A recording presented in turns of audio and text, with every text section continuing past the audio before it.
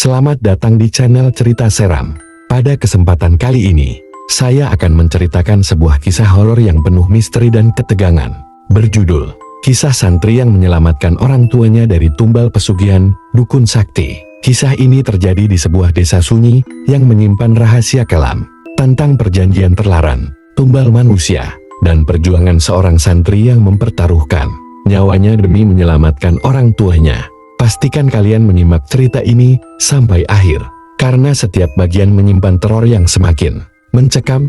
Desa Karangwasesa dan awal pesugihan bintang-bintang. Desa Karangwasesa terletak jauh dari jalan raya.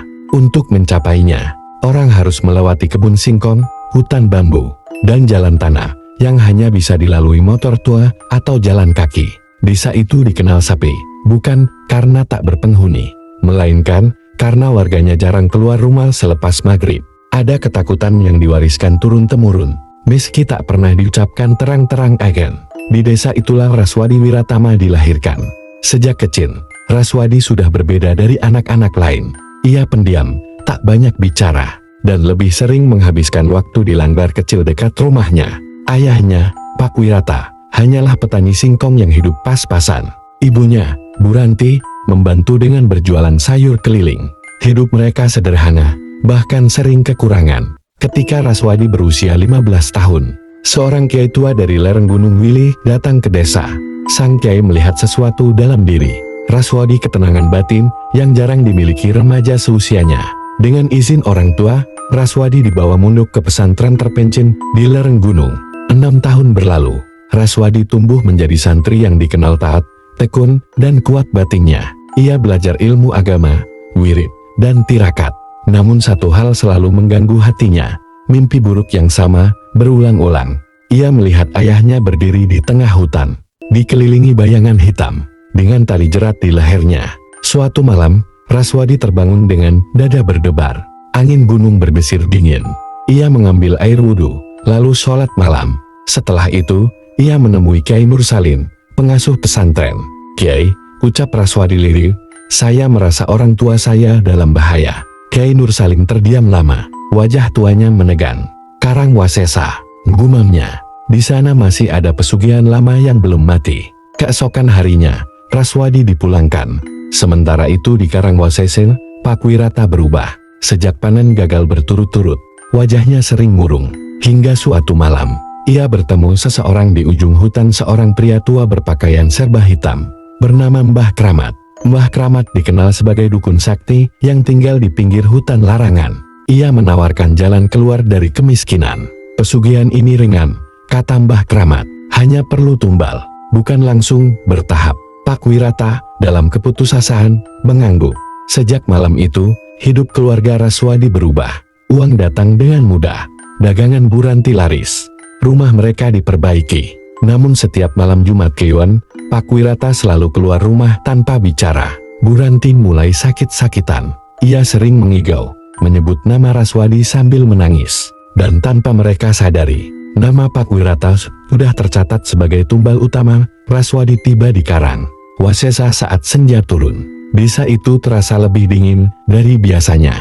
Langit berwarna abu kehitaman, dan burung-burung terbang rendah, seolah menghindari sesuatu. Ibunya menyambut Raswadi dengan tangis. "Ayahmu berubah," bisik Bu Ranti. Dia sering bicara sendiri. Matanya bukan mata ayahmu lagi. Malam itu, Raswadi mengamati ayahnya. Pak Wirata duduk di sudut rumah, memegang keris kecil berbalut kain hitam. Aura gelap menyelimuti tubuhnya. Saat tengah malam, Pak Wirata keluar rumah. Raswadi mengikutinya diam-diam. Langkah ayahnya menuju hutan larangan. Di sanalah Raswadi melihat kebenaran. Sebuah altar batu, dipenuhi sesajen busuk. Di tengahnya berdiri Mbah Kramat, dikelilingi makhluk bayangan tanpa wajah. Tanah berdenyut seperti bernapas. "Waktumu hampir habis," suara Mbah Kramat parau. "Tumbal utama harus diserahkan. Darah keluargamu sendiri." Pak Wirata gemetar. Raswadi melangkah keluar dari persembunyian. "Hentikan, Mbah." Semua bayangan menoleh. Mbah Kramat tersenyum miring. "Santri kecil, kau terlambat. Perjanjian sudah ditandatangani dengan darah." Raswadi membaca ayat-ayat suci dengan suara lantang. Tanah bergetar hebat.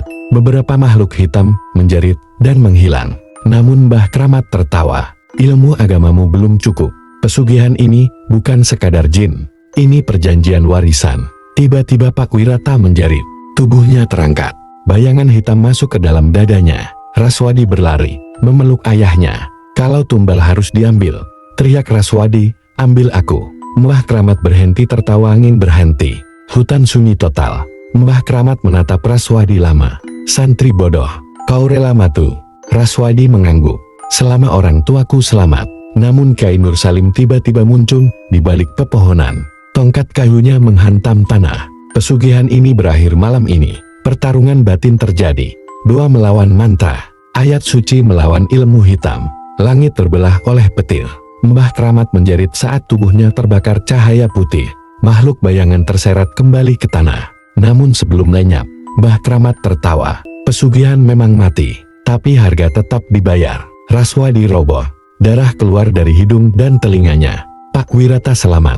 Bu Ranti sembuh. Desa Karangwasesa kembali sunyi lebih sunyi dari sebelumnya.